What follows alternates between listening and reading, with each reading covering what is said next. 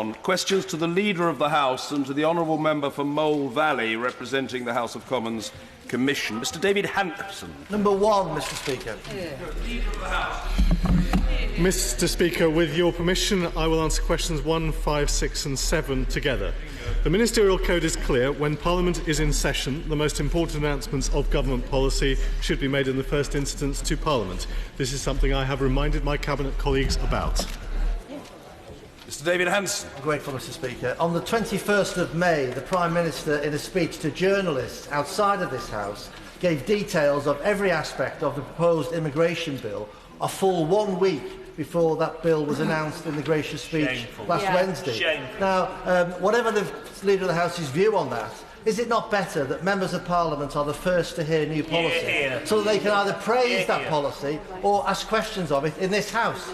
Mr Speaker, with respect to the right honourable gentleman, of course the House was not at that point in session, and over the last couple of months political leaders on all sides have been making detailed statements to the media about their plans for the next 5 years. Fortunately, there is only one party able to put those plans into effect. We will ensure that we continue to treat Parliament with the respect it deserves. Bill Esterson. Thank you, Mr Speaker. Well, look, in the last Parliament, the Ministerial Code was clear that ministers should come here. It was largely ignored. Early signs are the same thing is happening now. So can you tell us, when is the code going to be published in this Parliament? Is it going to be enforced properly? And will ministers be coming to this House and not going to the press first? Well, the Ministerial Code will be updated shortly, but I would say to the honourable gentleman that members on the other side have certainly changed their tune since they were in government. I do remember in my first years in this place, when I was in opposition, all those occasions when not only did this House find out what was happening in the newspapers from the Chancellor of the Exchequer, actually the occupant of number 10 only found out from the newspapers as well. Carolyn Harris. Thank you, Mr Speaker. Last week, as many as 17 bills announced in the Queen's speech had already been briefed to the press. I concur with my honourable friends. Would the Leader not agree with me that the members should be the first to know these things? Well, with respect again to the honourable lady, all these measures were in our manifesto. Our first session is about enacting our manifesto, the manifesto on which we were elected. If she wants to find out more about our plans, just has to read that document. Luciana Berger. Thank you, Mr Speaker. I heard what the Leader of the House said about statements that might have been made before this House was in session, but it was on Monday that the Prime Minister announced details of the government's childcare bill, not to this House, but to the media. Does the Leader of the House agree that he was wrong to do so? Well, this wasn't this wasn't a fresh announcement. We set out our plans for childcare weeks and weeks and weeks ago. Simply to repeat things that we've announced weeks ago seems to me to be entirely normal. Mr Philip Hollowbone. Right Honourable Friend is a distinguished occupant of his office, but he isn't simply the government's representative in this House. He's the representative of this House to Her Majesty's government. And what will he do to enforce any breaches of the Ministerial Code with regard to releasing information to the press before this House hears of it first? Well, my honourable friend is absolutely right, and I do take that very seriously, and I regard myself as the Leader of the House to represent all members of this House. What I would say to him in respect to the Ministerial Code is, of course, it is a matter for the Prime Minister to enforce the Ministerial Code, but as I indicated a moment ago, I have already reminded my colleagues about the importance of making announcements to Parliament. Philip Davis. Mr Speaker, it's very important that statements are made to the House first, but what's more important is that the policies announced are proper Conservative policies, and that when those proper Conservative policies have been announced, that they're seen through by the government. So in that spirit, can the Leader of the House confirm that the government will crack on with repealing the Human Rights Act and not shilly-shally over it? You're wearing the wrong tie. Well, Mr Speaker, I can confirm, indeed the Prime Minister has confirmed this week, that that is absolutely our intention. Mr Pete Wishart. Thank you, Mr Speaker. This is something that increasingly frustrates the public, the leaking of information to the press before it comes to this House. And this is as much for you, Mr Speaker, as to the Leader of the House. Isn't it time we started thinking about sanctions for ministers that indulge in this behaviour? For example, not being able to give the oral statement in the House. Well, Mr. Speaker, I have no doubt that my colleagues will be making extensive statements to this House about the policy plans they have, about the changes they are enacting and about the issues that they face. However, since this is the first Conservative government we've had for far too long in this country, then at least I would ask him to treat current Conservative Cabinet Ministers as innocent unless they are proven guilty. Ian Austin, not here. Mr. Andrew Turner.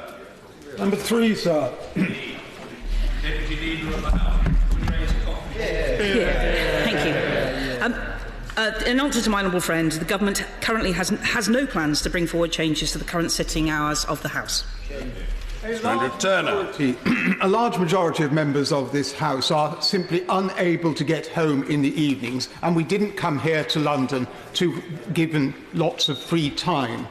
As we have so many new members, can we ask again whether it is the will of the House that we sit later on Tuesdays and Wednesdays? I would certainly vote in favour of such a proposal, and I know many other honourable and right honourable members would agree with me. My honourable friend had the opportunity to vote in the last Parliament, and I expect we were in the same lobby at the time. But the Procedure Committee did revisit that particular situation, and it can do so again if members make representations towards it. But I want to repeat earlier, the government has no plans to change the sitting hours of the House. Nick Dakin. Thank you, Mr. Speaker, and can I welcome the honourable member to her post. I'm sure she will perform extremely well in it, as she has in other posts. The Procedure Committee did look at this matter in the last Parliament, and does she agree with me that it would be opportune for the Procedure Committee to pick this up again when it is reconstituted, so that members of this House now have the opportunity to have comment on the sittings of this House today? Thank you. I thank the honourable gentleman for that welcome. I don't think it really is for the government to determine the business of the Procedure Committee. I will also make the welcome to the honourable gentleman to his new position. I hadn't realised that, but many congratulations to him too. I just want to reiterate that the government's not going to decide the business for the Procedure Committee. It's up to the members elected to that committee to do so.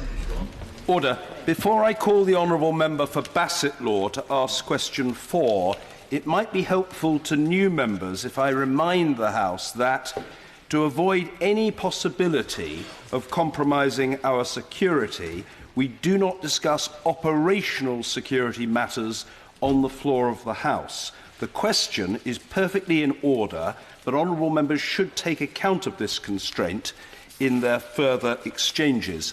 Mr. John Mann. Question number 4, Mr. Speaker. Thank you, Mr. Speaker. The short answer is none.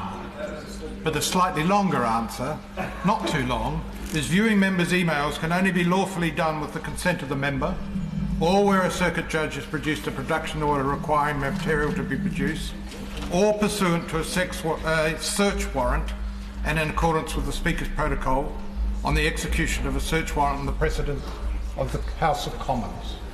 Thus, no member of staff, including the Parliamentary Security Director, has both the ability and authority to view or authorise the viewing of members' emails. John Mann. I thank the member for that clarification, and will he confirm that should there be any change in those procedures at all, he would immediately report such matters to the House? Either I or the appropriate member will do so. Mr. Peter Bone. Question 8, Mr. Speaker. In answer to my honourable friend, the absence of a consensus on this issue existed at the last end of the Parliament, and indeed there is still no consensus on this at the beginning of this Parliament. Therefore, the government has no intention to bring forward proposals. Mr. Peter Bone. Well, Mr. Speaker, I do not follow that, because we now have a Conservative majority in this House. It has always been the Conservative policy to have a Business of the House committee. And in welcoming the Deputy Leader of the House, she's an ex-whip. And she knows that this would remove a lot of work from the whip's office, as well as being beneficial to the House.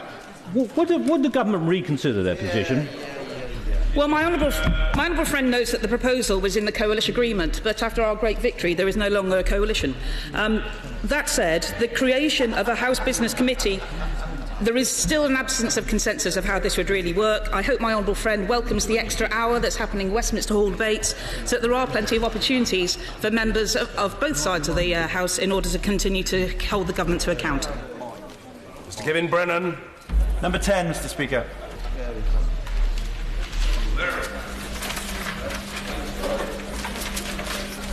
Sorry, Mr Speaker.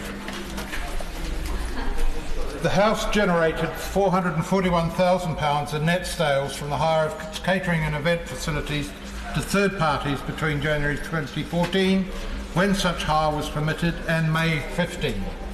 This was from a mixture of corporate, wedding, private and charity events that took place when the House was not sitting.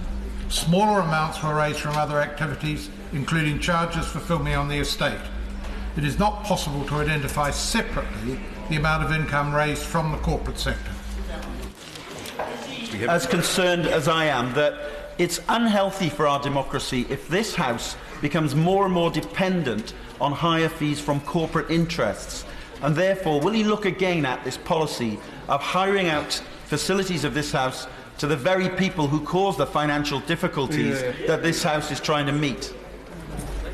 I ought to remind the honourable gentleman that this was looked at carefully by the Administration Committee, it was looked at by the Finance and Services Committee, it was looked at by the Commission, and it was agreed by the House.